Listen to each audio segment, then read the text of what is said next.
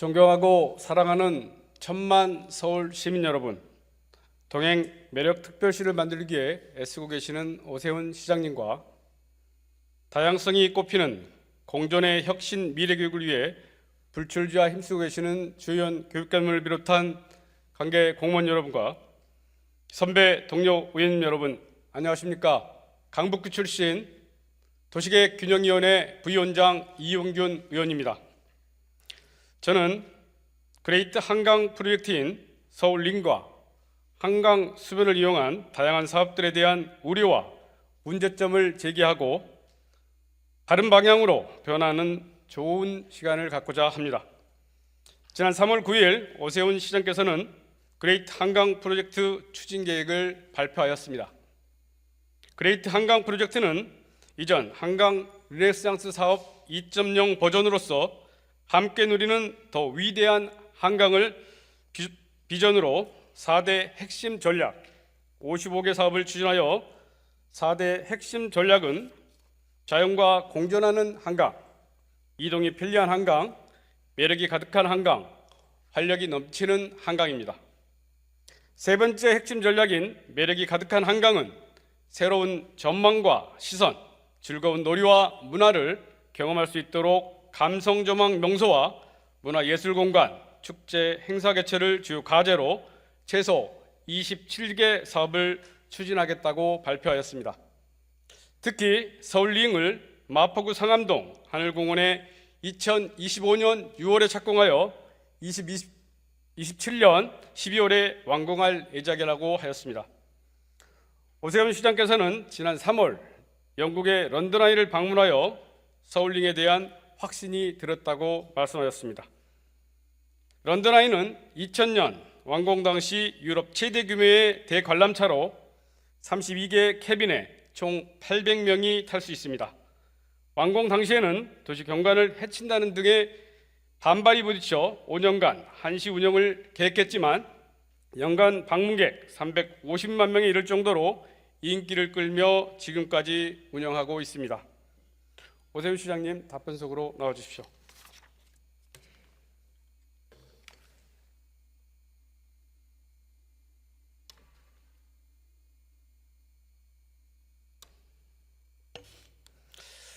시장님, 런던 아이 직접 타보셨습니다. 네. 런던 아이의 인기 비결이 무엇이라고 생각하십니까? 글쎄요, 뭐 한두 가지로 요약하기는 어렵겠습니다만은 거기서 볼 수 있는 런던의 전경, 또 접근성, 뭐 그 외에도 성공 요인이 뭐 여러 가지가 있을 수 있겠죠. 제가 지금 시장님 방금 말씀하신 그 전망, 그리고 접근성, 또 즐길거리, 또 놀거리가 함께 있어야만이 효과를 제대로 낼 수 있지 않겠나라는 생각이 듭니다. 지금 상암동 하늘공원, 그와 관련해서 계속 말씀드리겠습니다. 제가 지난번에 남산을 한번 올라간 적이 있습니다. 남산에서 서울 주변을 한번 돌아봤을 때 정말 전망이 좋았습니다. 그리고 롯데월드가 있는 롯데타워 121층인가요? 올라가서 그때는 겨울철이었습니다. 한번 둘러봤는데 그 자체도 뷰가 아주 좋았어요. 그리고 또 우리 상임위원회에서 한강 유람선을 타고 한강을 한번 둘러봤습니다. 참 한강 유람선을 타고 한강을 둘러봤을 때는 딱 아파트만 보인다라는 인상이었어요. 혹시 남산 올라가 보셨죠? 그럼요. 예. 자, 런던 아이를 타보신 분들은 대부분 전망이 너무 좋다. 또 그곳에서 런던 시내가 다 보이고 상징적인 건물들이 보이고 또 접근성이 지하철역이 있어서 아주 좋다. 서울링은 어떻습니까? 지금 발표하기 전에 나름대로의 어떤 뷰나 여러 가지들을 생각하시고 발표를 하셨을 텐데 어떻습니까? 예, 네 군데인가를 요즘에 뭐 드론이 아주 활용이 용이하니까요. 네 군데 정도의 사이트를 정해서 시뮬레이션을 해봤던 걸로 기억이 됩니다. 여의도 공원, 또 그 성수동 쪽, 중랑천 한강 합수부, 그리고 잠시를 했나, 하여튼 뭐 네 군데를 했는데요. 한 63빌딩 높이 정도까지 올리는 걸 전제로 해서 360도 쭉 그림을 봤는데, 지금 이 상암동 일대가 가장 조망이 좋았습니다. 아주 비교가 안 될 정도로 차이가 났었어요. 그래서 사실은 이곳을 가장 적지다라고 판단을 하게 됐던 것 같습니다. 거기에서 특별하게 특징적으로 좋았던 부분이 어떤 걸까요?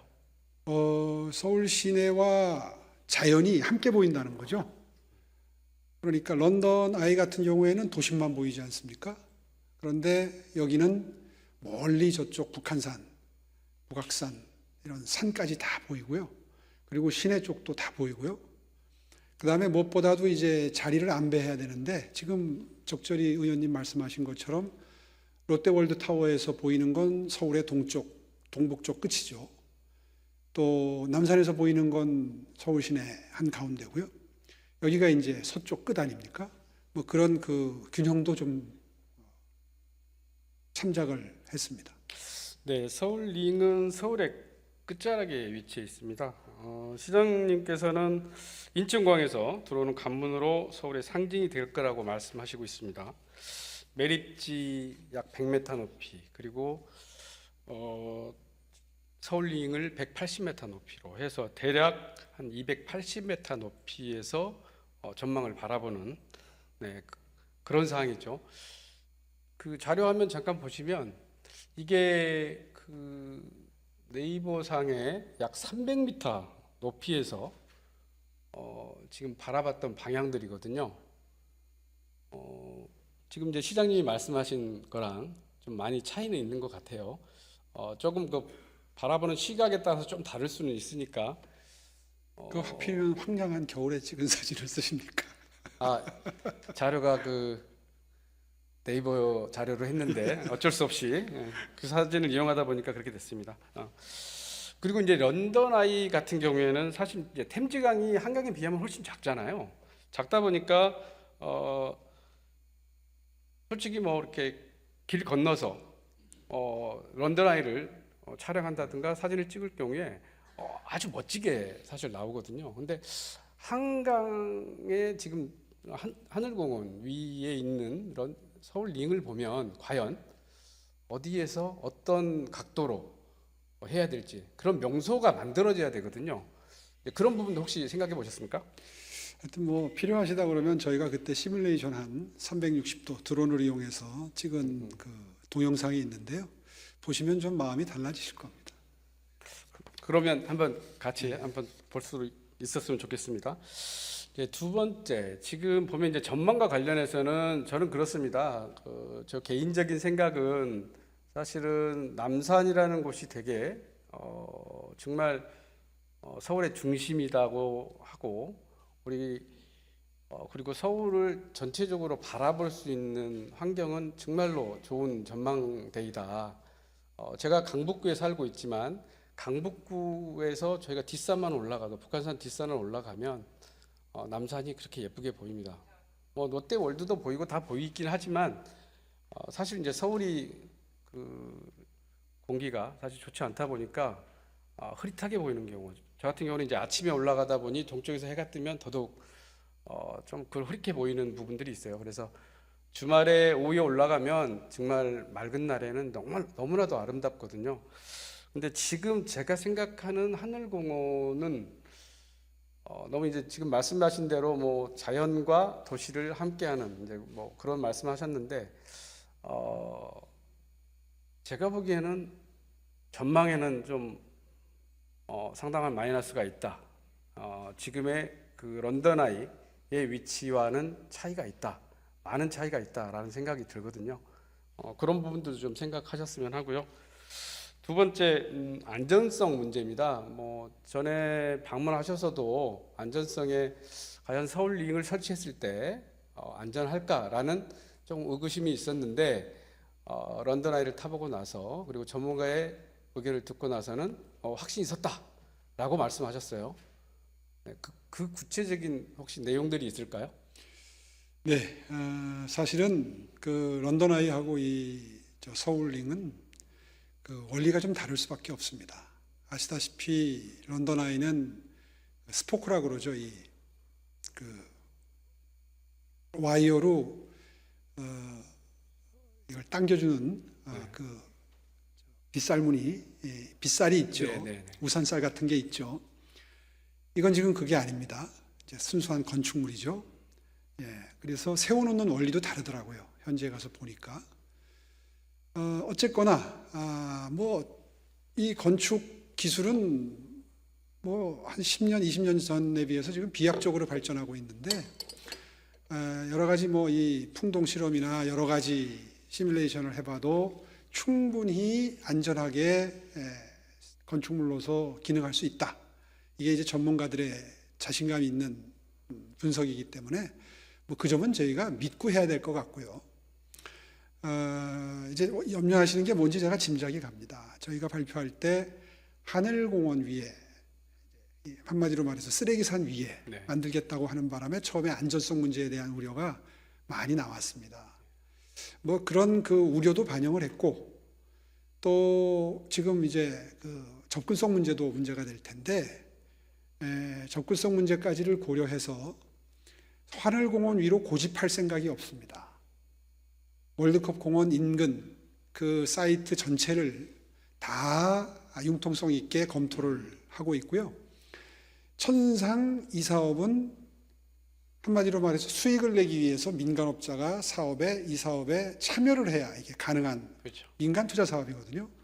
그렇게 하기 위해서는 접근성이 떨어지게 되면 참여하는 그 민간 사업자 수가 적어지고 이제 그렇게 되면 오히려 성공 확률이 떨어질 확률이 있기 때문에 누구라도 어떤 사이트라도 월드컵 공원 내에 월드컵 공원 인근에 뭐 하늘공원을 포함해서 안전성과 접근성을 고려해서 제안을 해오면 충분히 이 모든 조건을 비교해서 가장 성공 확률이 높은 형태의 투자 사업으로 방향을 잡아갈 생각입니다. 그럼 위치와 관련해서는 꼭 하늘 공원만을 고집하는 것이 아니다.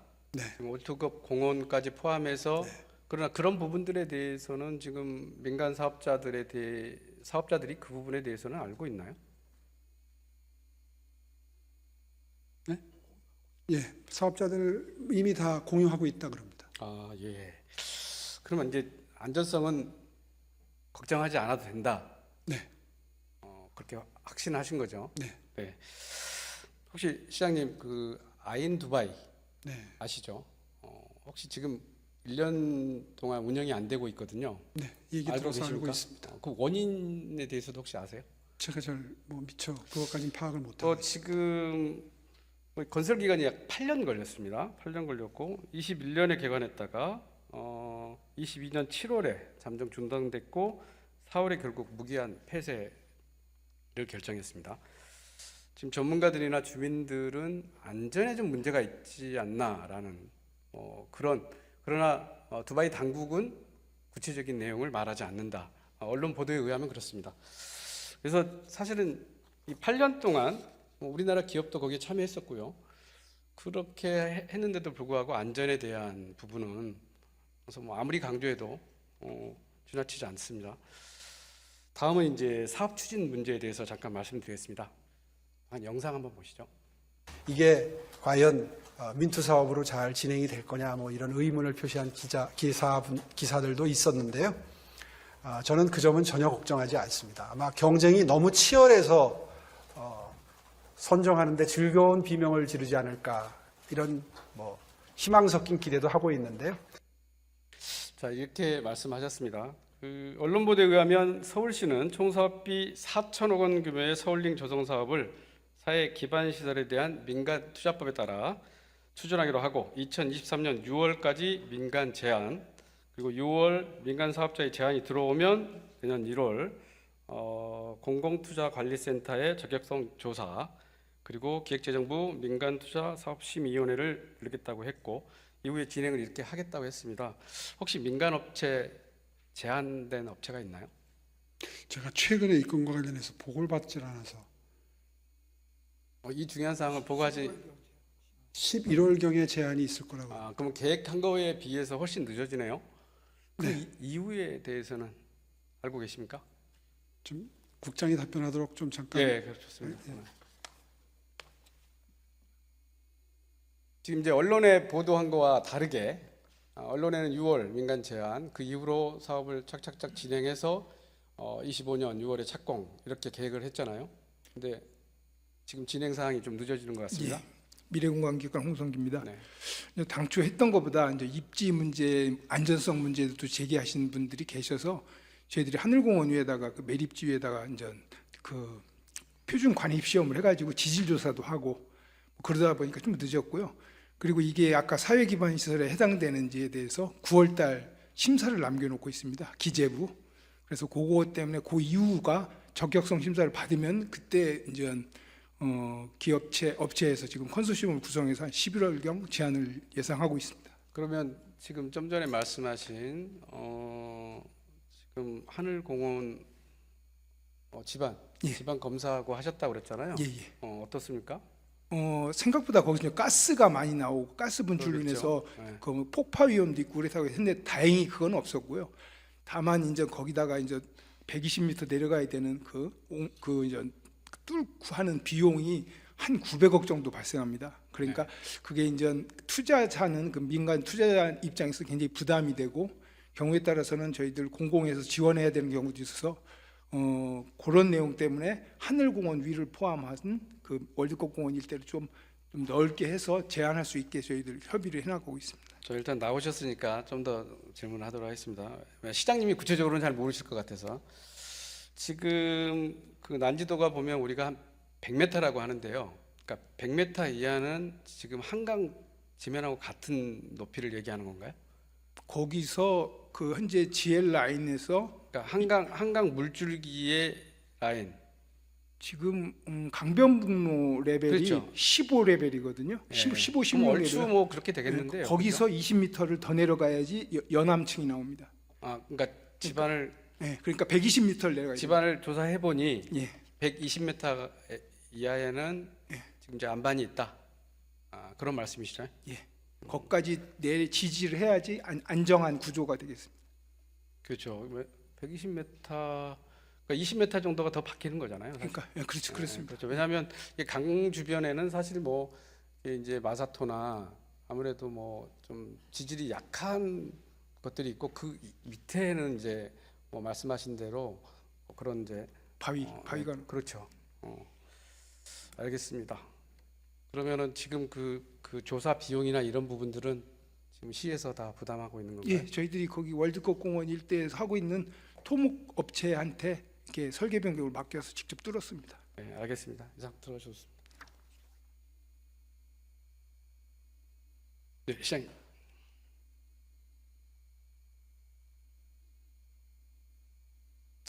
이제 11월, 뭐 9월 이후라고 하니까 11월 정도에 제안서 들어오면 지금 시장이 보시기에는 뭐 사업성이 너무 좋다라고 생각하시니까 그러면 그 이후의 계획은 혹시 알고 계세요? 제가 듣기로는 네. 여러 업체가 지금 관심을 표한다고 그럽니다. 그래서 그 이유가 뭐냐 그랬더니 런던 아이의 경우에는 뭐 굉장히 수익성이 높다는 게 이미 정평이 나 있고요. 이 사업의 경우에도 런던의 경우에 관광객이 한 10%에서 15%가 이걸 이용한다네요. 그렇다 그러면 우리가 이제 뭐 관광객 3천만을 목표로 하는데 이게 완공될 때쯤 되면 3천만을 훨씬 넘었을 것 같긴 합니다만은 어쨌든 뭐 2천만이라고 봐도 그 15%가 아니라 10%만 봐도 한 200만 명이 이용하는 거거든요. 연간 200만 명 정도가 이용하게 되면 수익성은 뭐 충분하고도 남습니다. 이제 그렇기 때문에 아마 천억 단위의 돈을 투자하고도 이 사업에 관심을 보이는 업체들이 꽤 있는 거 아닌가 이렇게 분석하고 있습니다. 지금 그렇습니다. 이 사업이 4천억 정도 소요되는데요. 지금 런던 아이를 본따서 뉴욕에서 뉴욕 휠을 3,400억 정도 예상을 했는데 실제로 하다 보니 4배 늘어나서 현재 진행 안 되고 있는 상태잖아요. 그리고 상암동 천년의 문 20년 전에 했던 그것도 비용 문제가 좀 있었고요.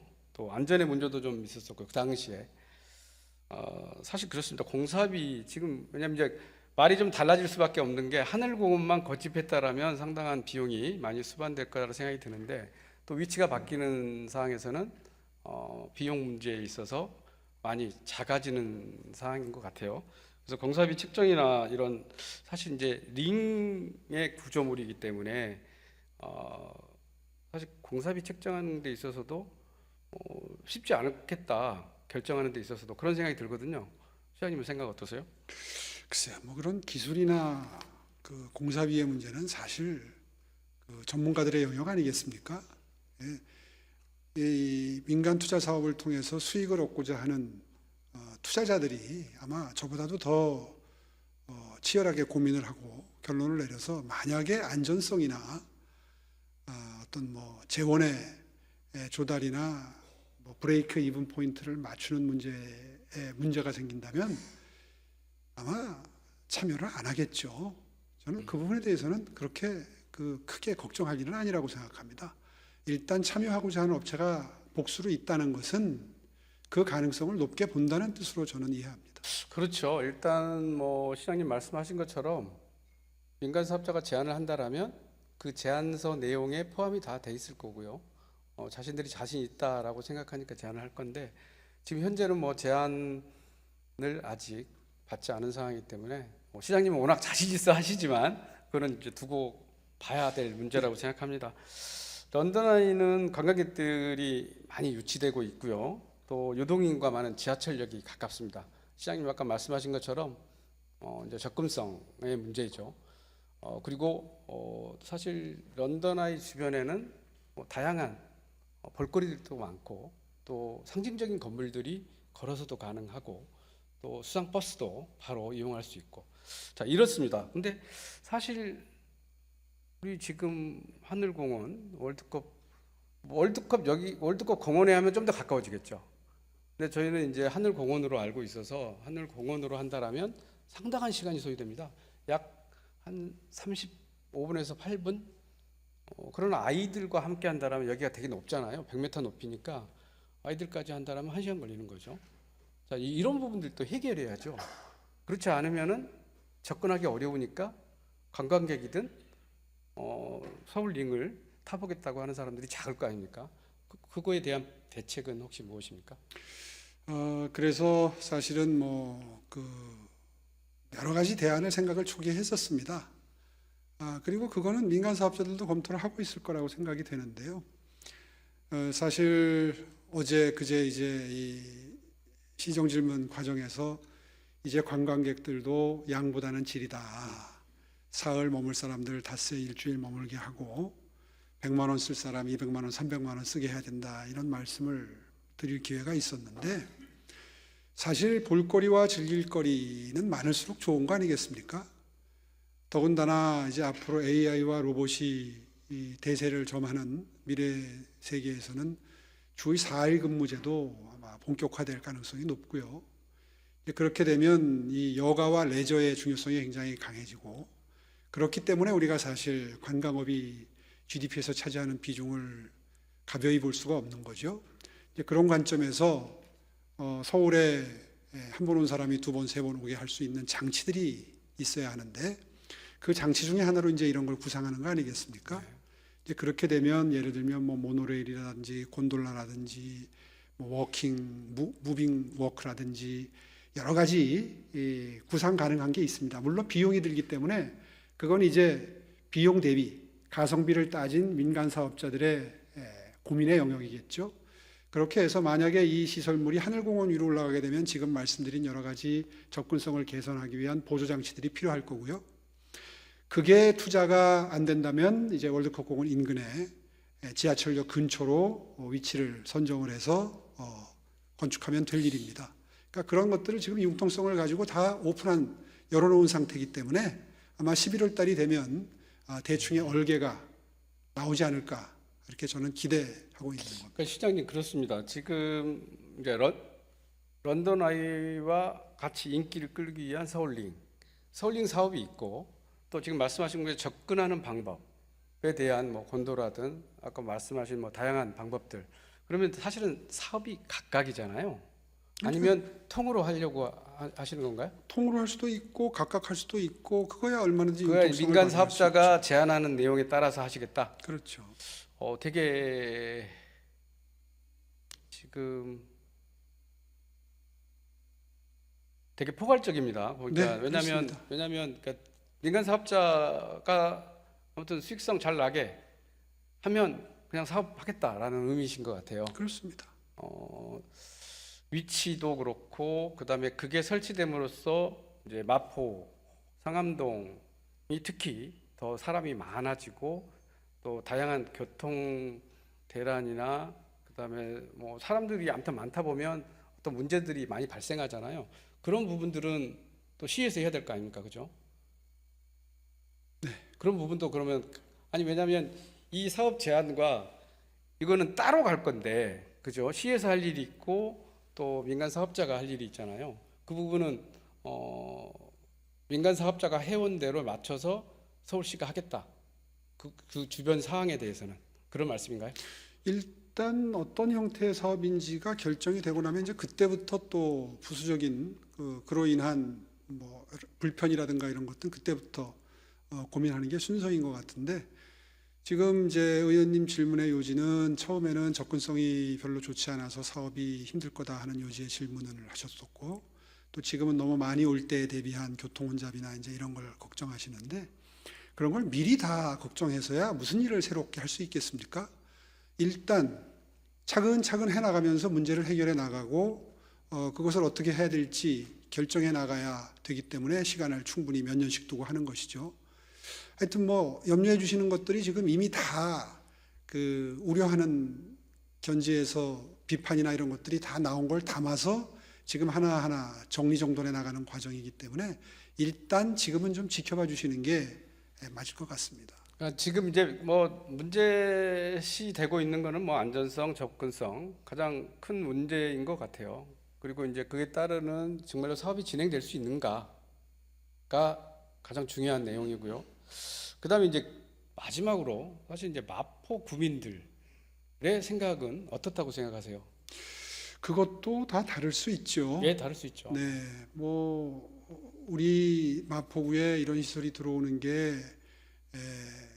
좋다 하는 분도 계실 수 있고, 지금 의원님 말씀하신 것처럼 아유 난 사람 많이 몰리는 거 싫다 뭐 이런 분도 계실 수 있기 때문에 뭐 그건 뭐 점차적으로 그 의견을 수렴을 해야 되는데, 중요한 것은 월드컵 공원이라고 하는 곳이 원래 사람이 많이 몰리는 기능이 있는 곳입니다.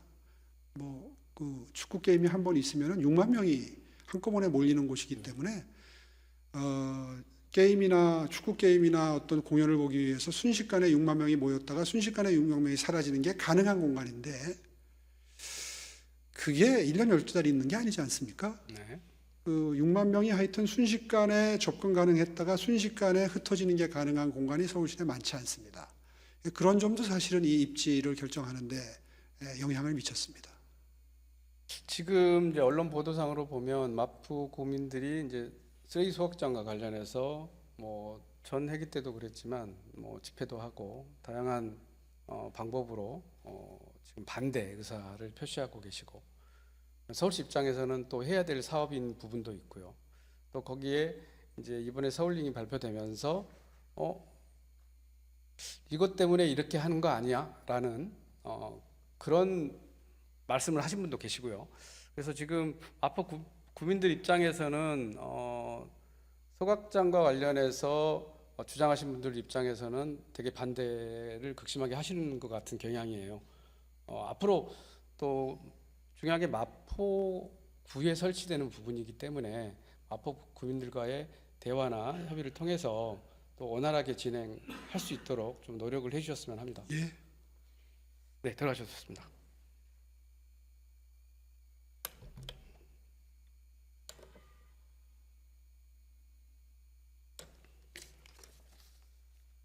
네, 서울에 랜드마크를 만들고 시민들과 관광객들에게 새로운 볼거리를 제공하며 서울의 대표하는 경관을 만드는 것을 반대하는 것은 아닙니다. 시민들의 여가 선용을 위해 한강 좌우를 활용하는 것은 본 의원도 필요하다고 생각합니다. 수천억원의 비용이 소요되는 만큼 사업성과 안전성, 서울의 대표성을 함께 추진할 수 있는 정책을 추진해야 할 것입니다.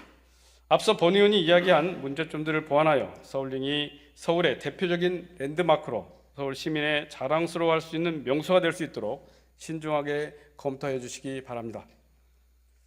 두 번째 질문입니다. 오세훈 시장께서는 재보선 이후 2022년 그리고 올해 시민의 생명과 재산을 앗아간 기록적인 폭우가 있었습니다.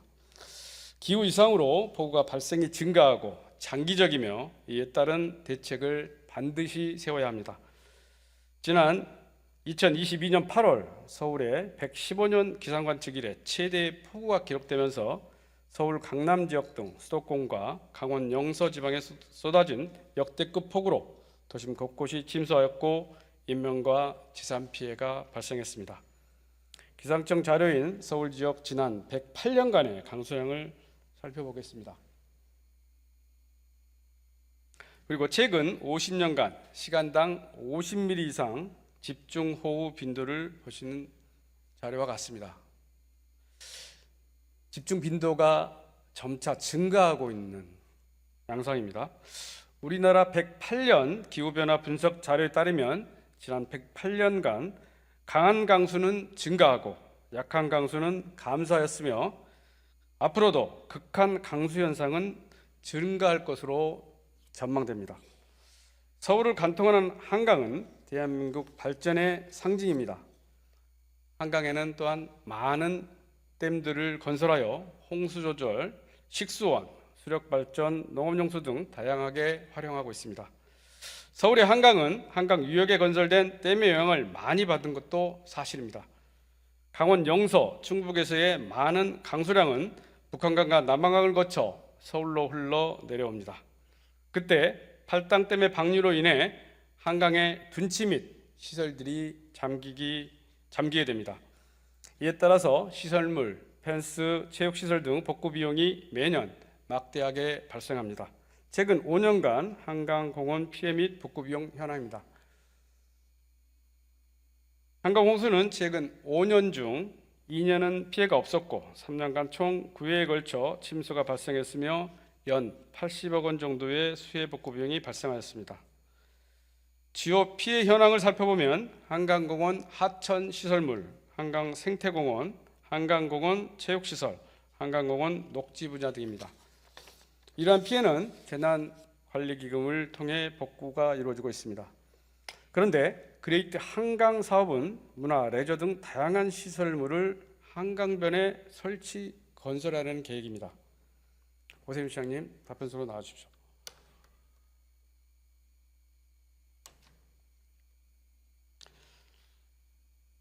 네, 집중호우가 발생할 때마다 사실은 막대한 비용이 투입되고 복구에 나서고 있습니다. 이에 대해서 어떻게 생각하십니까?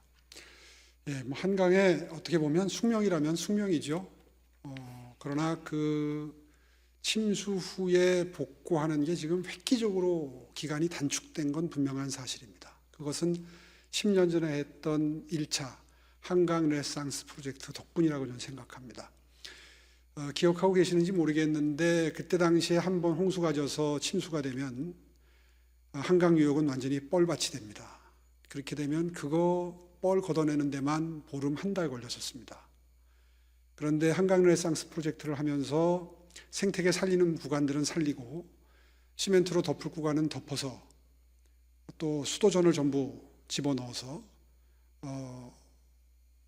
홍수가 져서 뻘이 되는 직후에 물만 빠져나가면 바로 물 청소를 해가지고 며칠 만에 시민께서 전혀 그 홍수 전과 다름이 없이 산책과 자전거를 즐길 수 있도록 바꾸는데 소요되는 기간이 획기적으로 줄어들었습니다. 아마 이런 투자들이 당시에 제가 한강 르네상스를 한다고 했을 때 굉장히 그때도 민주당의 반대가 많았거든요.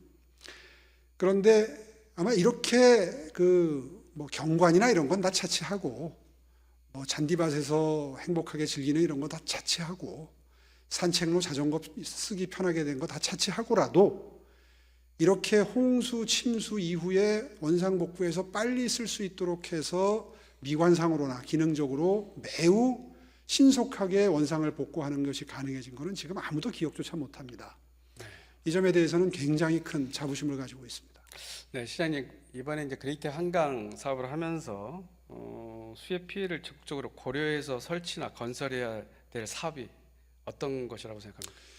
거의 모든 사업이 한강은 이 홍수 시에 뭐 대표적인 것으로 말씀해 주십시오. 대표적인 것은 글쎄요, 뭐 부유식 수영장을 지금 구상하고 있는데 그런 거라든가, 하여튼 물가에 가까이 있는 시설물들은 전부 홍수 시에 대피를 시키거나 부유식으로 설계를 해야 됩니다. 그러면 대표적으로 우리 지금 자연형 물놀이장이 있잖아요. 네.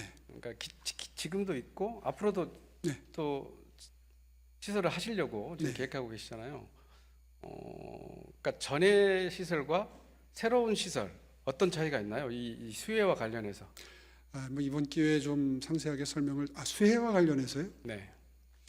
왜냐하면 어차피 시설이 되면 팔당에서 15,000톤 방류하면 또 잠기게 되잖아요. 그렇습니다. 네. 그러니까 그거와 그거를 대비하는 방법의 차이가 뭐냐. 지금 아까 말씀하신 것처럼 한강 프로젝트 하면서 많이 좋아졌다라고 말씀하셨잖아요. 그러니까 지금 또 달라질 거 아닙니까? 더 좋아지는 방향으로. 그 방법이 그러니까 두 가지 방법이 있을 수 있겠죠. 네. 방금 전에 설명드린 것처럼 쉽게 물 청소를 해서 바로 원상복구해서 쓸 수 있도록 구조를 최첨단 그 구조물로 시설하는 것, 설비하는 것, 그런 방법이 있을 수 있고, 또 하나는 부유식으로 만들어서 홍수 피해를 보지 않고 그 구조물이 그대로 한강변에 존치될 수 있도록 하는 것. 크게 나누면 두 가지 방법이 있을 수 있겠습니다. 근데 실장님 그렇습니다. 이 부유식도 좋은데요. 부유식이야 뭐 수해 홍수가 났을 때는 이제 위로 뜨니까 좋긴 하지만 사실은 다양한 나무나 뭐 다양한 것들이 내려와서 그 구조물을 치죠. 그래서 실제로는 지금 제가 이 그 자료 피해 홍수 자료를 보면 대부분이 뻘 치우는 거예요. 뻘 치우는 거고 그다음에 기타 등등 체육시설들 뭐 난간 무너지고 뭐 이런 것들의 비용이 80억 정도 든 거예요. 근데 실제적으로 지금 뭐 세빛둥둥섬이나 다양한 또 우리 그 시설들이 있잖아요. 부유식으로 돼 있는 그거는 다 민간에서 하기 때문에 비용이 들어가지 않죠. 그분들이 그냥 하는 거고. 근데 사실 그 비용까지 한다면 대단하거든요. 근데 이제 앞으로의 그 비의 빈도나 그다음에 강도가 훨씬 세질 거고 그렇다면 똑같은 방식은 아니다. 이제는 달라져야 된다라는 생각이거든요. 그런데 지금 시장님은 더 그걸 늘리는 그런 사업을 지금 추진하시는 거잖아요. 그 부분에 있어서는 완전 획기적인 방법이 있으신지. 예를 들어서 이번에 이제 코펜하겐 가셨는데 거기 같은 경우는 바닷가잖아요. 바닷가는 사실은 하산 계수가 낮습니다. 우리보다는 한 20배 정도 낮아요. 한강은 20배나 더 센데 물이 많을 때와 작을 때가 그 차이를 어떻게 극복하시려고 하시는지. 예, 이제 그래서 제가 유능한 분을 발탁해서 한강 본부장으로 보내지 않았겠습니까? 네. 지금 자료 갖고 나오셨는데 설명을 좀 들으시겠습니까? 네, 말씀하시죠.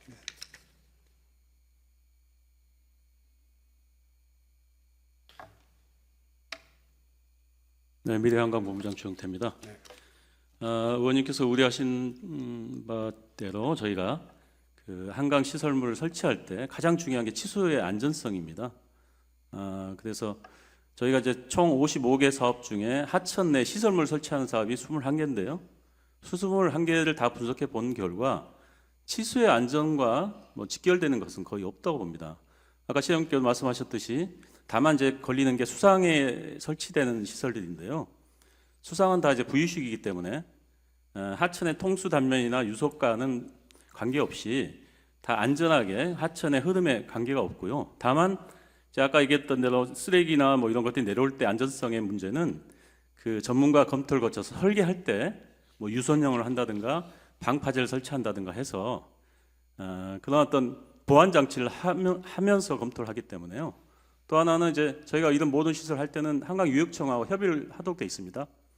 그래서 한강유역청에서도 이런 치수의 안전성을 가장 중시를 하기 때문에 그런 문제에 대해서는 걱정 없이 안전하게 할 계획으로 추진하겠다는 말씀드립니다. 일단 그 말씀이야 당연히 그런 사항이어야만이 사업할 수 있는 거니까요. 나머지 부분은 제가 시장님께 더 질문을 드리고 마무리하도록 하겠습니다. 들어가 주십시오. 네, 감사합니다.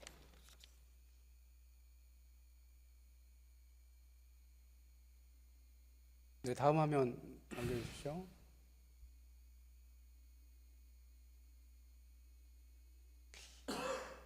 네, 지금 이게 이제 시장님께서 발표하신 한강 아트피어. 현재 지금 시장님 보시기에 우측이 현재 위치, 그리고 이제 조감도입니다. 그리고 다음요. 다음이요. 이게 지금 저 위치가 사실 저렇게 잠겨버립니다, 다. 그런데 이제 부유식이기 때문에 별로 문제가 없다라고 말씀하시는 거잖아요. 사실 부유식이라 하더라도 수영장은 어쨌든 바닥 부분이 있잖아요. 그러면 그게 뭐 그물망으로 돼 있든 어떤 식으로 돼 있든 간에 기존에 완전히 뜨는 거와 일부 침수되어 있는 거와는 좀 차이가 있잖아요. 그런 기술도 혹시 다 혹시 전문가들에게 보고를 받았나요? 네, 뭐 디테일을 다 보고받지는 않고요. 그래서 출장이 필요한 거 아니겠습니까? 그래서 지난번에 코펜하겐에 가서 직접 물가에 가보기도 하고 어떻게 관리되는지를 보면서 현장에서도 의논하고 돌아와서도 의논하고 계속해서 의논했던 기억이 나는데요. 하여튼 그렇기 때문에 더 명물이 될 겁니다. 저는 그렇게 생각합니다. 그동안에 그렇게 쉬운 일이었다면 왜 한강변에 저런 시설물이 없겠습니까? 실제로 코펜하겐도 그렇고 함부르크도 그렇고 이 수변 시설은 우리와는 사정이 달라서 거기는 바다고 여기는 강이라서 좀 다르긴 합니다만은 또 바다는 조수간만이 미리 예측이 가능하죠. 시간대별로. 근데 이제 한강의 경우에는 갑자기 폭우가 올 수도 있고 하기 때문에 예측이 바다보다는 더 어렵다는 단점도 있습니다. 어려운 점도 있습니다. 이 모든 걸 극복하고 발전된 과학기술의 힘을 최대한 활용해서 이 시점쯤에는 한강의 명물을 몇 개 만들므로써 시민 여러분들의 이용 공간도 늘려드리고 또 관광객들도 즐거운 마음으로 방문할 수 있는 그런 장소를 만들겠다는 게 제 정책 의지고요. 저는 적절한 시점이라고 생각합니다. 다행히도 지난번에 플로팅 아일랜드, 다시 말해서 세비섬을 아주 성공적으로 안착을 시켰기 때문에 이것이 아마 좋은 벤치마킹 사례가 될 겁니다. 한강에서 불가능이 없다는 거 제가 반드시 보여드리겠습니다. 아무튼 시장님의 의지는 아주 강하시고 좋습니다. 저는 걱정입니다. 그러나 이런 시설물들이 자연이라는 것, 특히 물이라는 것은 흐름을 거스르는 순간 그 피해는 말도 못하게 클 수 있습니다. 그게 어떻게 돌아올지 알 수도 없습니다. 그래서 말씀하신 대로 전문가 뭐 다양한 방법을 찾아서 한다고 하지만 그게 과연 자연 앞에서 인간이 작아져야 되지 않겠습니까? 절대 도전하면 그대로 끝난다는 생각입니다. 네, 이상 시장님 들어가셨습니다. 네.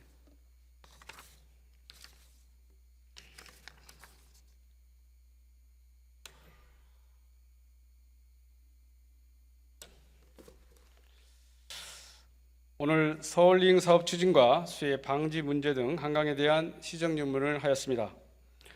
오세훈 시장께서 방문하신 유럽의 좋은 사례를 벤치마킹하여 더 좋은 정책, 사업으로 발전시킬 수 있습니다. 그러나 중요한 것은 우리의 자연 환경과 실정에 맞는 사업으로 발전해야 한다고 생각합니다. 한강은 서울의 태생과 함께 온 역사적 공간이고 삶의 터전입니다. 한강이 있었기에 서울이 세계적 도시로 발전했다고 해도 과언은 아닙니다. 한강의 보존과 이용은 시민의 입장에서 시민의 눈높이에 이루어져야 합니다. 서울시가 추진하는 사업의 중심에 시민의 요구가 충분히 반영된 것인지 성급한 추진은 아닌지 깊이 고민해야 할 것입니다. 경청해 주셔서 감사합니다.